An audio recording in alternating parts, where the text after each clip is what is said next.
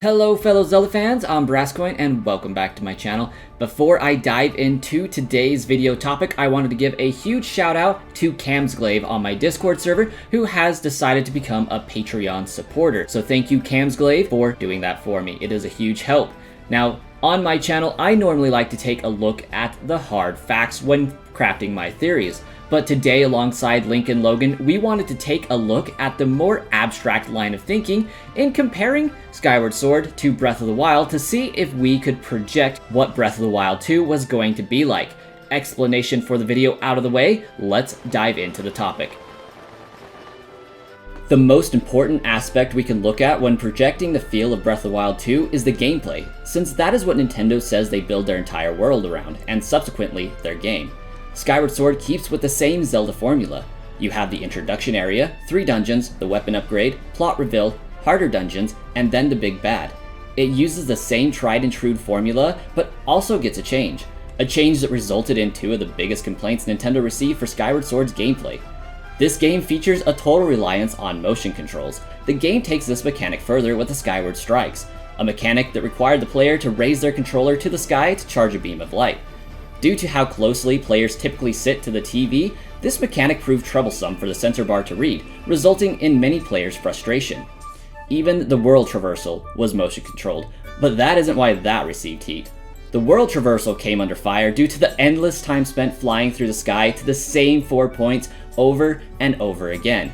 If you arrived at a problem, as you often would, you would need to backtrack to a bird statue, ascend to the sky, fly to Skyloft, buy your item, upgrade, or potion, fly back to a specific beam of light that you originated from, drop down to the closest bird statue to your destination, and make the trek back. If you found yourself in the middle of a dungeon, that meant a long, arduous journey just to complete your goal. Many fans found this tore them out of the world to accomplish the mundane. This is a mechanic that Nintendo has remedied in the HD remake of the game for the Switch, but subsequently locked it behind a difficult-to-obtain Amiibo paywall, enraging many fans.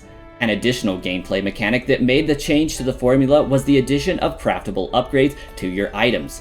By collecting materials from across the world, the player is able to make small upgrades to their gear by giving them to the mechanic found in Skyloft.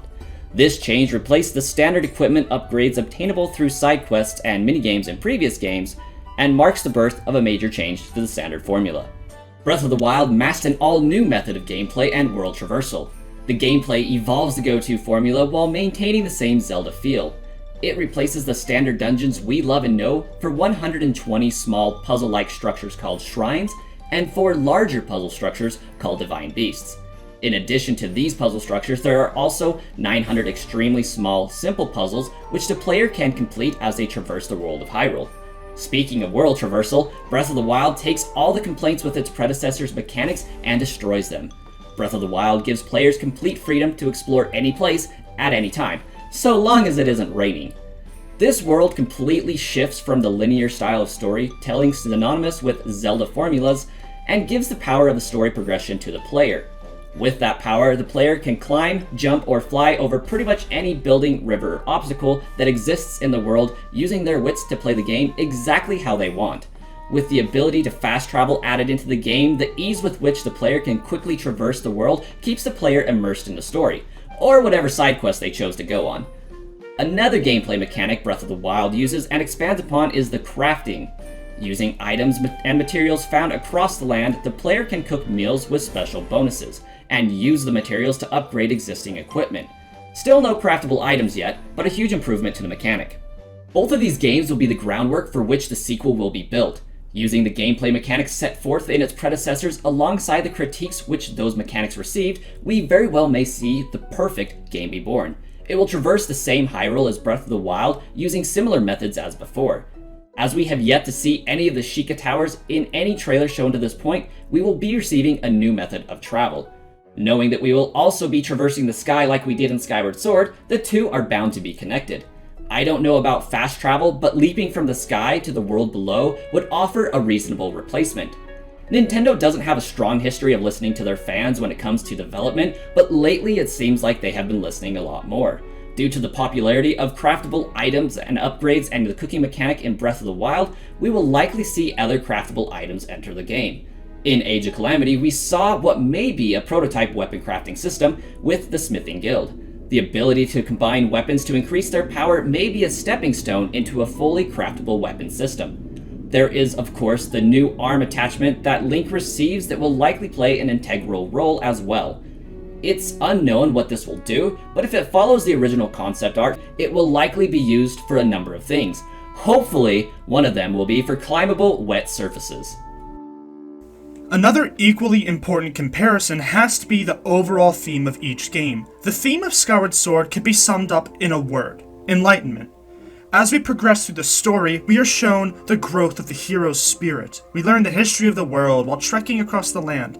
Temples that lead to sacred springs are places of cleansing and places of worship. After a visit to the springs of the temples, we are able to move into the sanctuaries, a place of spiritual learning. There is no bigger reference to this theme than in the ancient cistern, a place of literal purification, a place where the muck of the world enters and is cleaned through a system of channels before flowing back into Hyrule. This single sanctuary alone embodies the theme of Skyward Sword: obtain enlightenment and balance. By removing his spiritual impurities, Link becomes worthy of the Triforce, and by doing so, completes his task. The theme for Breath of the Wild isn't as easy to lock down, but the feeling is one of moving on, breaking the mold, and being true to yourself. We see the hero fall, and his memories wiped. With his memories gone, the hero is free from his duties and free from his burden, for Hyrule had already fallen. He has no memory of the events that transpired, but he does still have the courage. This good-natured hero embarks on his journey simply because he was asked to. This leads to a theme of redemption, taking back Hyrule, self-expression, etc., etc. Link is once again free to be himself, to explore Hyrule, and to defeat Ganon without the weight of Hyrule on his shoulders. He no longer needs to protect the princess. Hyrule is already destroyed, and all that remains is the enemy. What the sequel will likely do is expand upon the adventurous feeling of Breath of the Wild. After all, there's a whole new world above to explore now, and if my suspicions are right, an ocean to dive into as well.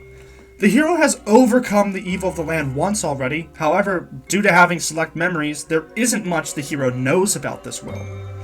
In this, the theme will likely transition to the theme of Skyward Sword. There are eons of history for the hero to discover and plenty of lore to learn in order to defeat this great evil. What might the hero discover? Anything is possible. I, for one, think that he will discover the real meaning behind Impa's words when she says the history of the royal family of Hyrule is also the history of Calamity Ganon. The Triforce will likely be uncovered, and if my theory is correct, the cycle may come to a close. But that's just speculation. All of this is to say that the theme will likely center around rediscovering the past. The history of the kingdom will likely come to light so that the darkness can be defeated. After setting the theme, the next important aspect to consider will be the soundtrack, and it's universally accepted that Skyward Swords is masterfully orchestrated. It is grand, bold, and from the first song on the Wii title screen to the very end of the staff roll, you never forget that you're on an epic adventure. From traversing the sky to defeating the bosses, the music can always be heard in the background, letting you know exactly how you should feel in the world. In contrast, we have the soundtrack of Breath of the Wild. In this installment, the music is somber. It's designed to convey the scale of the world. The main title theme exudes mystery, exploration, and the sheer size of the world in a fanfare of sound that blends perfectly into melancholy. Over time, we see the music takes a turn towards a softer ambience with chord progressions that create a feeling of emptiness in this post-apocalyptic era. This ambience is only broken up by those dreadful keys that strike fear in your hearts when you stumble across a roaming guardian. While the music arrangement in Breath of the Wild is an amazing collective work, you will often find yourself not even realizing the music is there. Over time, it will fade into the background, perfectly meshing with the world, providing a truly immersive feel. With these two installments having such a large contrast in the emotions they convey, what might this mean for the sequel? Well, we need go no further than the two trailers we have been given. On one hand, we have the mystery of the caverns, and on the other, we have the exploration of the sky. As a sequel will no doubt having us navigating both, we can predict that the music will depict that. It will provide a fanfare of exploration through the sky, while maintaining an air of mystery for exploration of the caves. The surface of Hyrule will likely convey the adventure we are used to in a typical Zelda, featuring the return of a more Hyrule-filled-esque sound. while maintaining the familiar ambience we experienced in Breath of the Wild, a hybrid of the two, if you will. Next to the soundtrack, we have Link's character and how he's developed throughout the game. In Skyward Sword, Link is very expressive and happy. He is described by Zelda and Groose as a carefree individual floating his life with the head in the clouds. Later in the story, however, we can see Link take on more of a serious tone after his adventure has begun. Despite his adventure and his hardships, he still gives off the feeling that he is happy.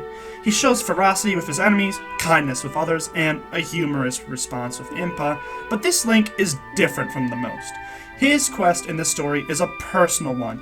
He is in this adventure to save his childhood friend Zelda. In Breath of the Wild, Link's character is the opposite. He was extremely motivated.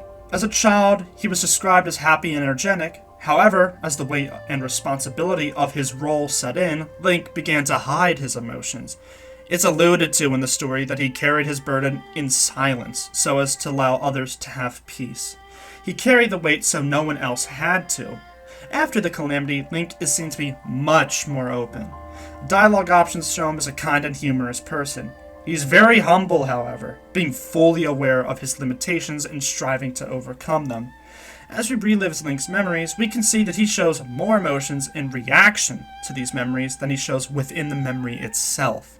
This Link is also different from the rest. While other incarnations seem to only defeat the evil after it's taken over, this Link's goal was to prepare for and stop the evil before it happened. After comparing a few aspects of Skyward Sword and Breath of the Wild, we think we can paint a reasonable picture of what the sequel will look like. It's obvious that we are in for an epic Zelda game different from any other in the series. This game will likely take the best of Breath of the Wild and transition it back towards a more standard Zelda feel. Then again, Nintendo is notorious for throwing last-minute curveballs, so we would not be surprised if we were totally off. If you all liked this video, please consider subscribing to my channel to help me out, and thank you LinkaLogan for appearing on my channel. Thanks for inviting me over, Brasscoin. I cannot wait until next time. Head over to LinkaLogan's channel, a link will be in the description below, to check out his animations that he's made over there. See you around.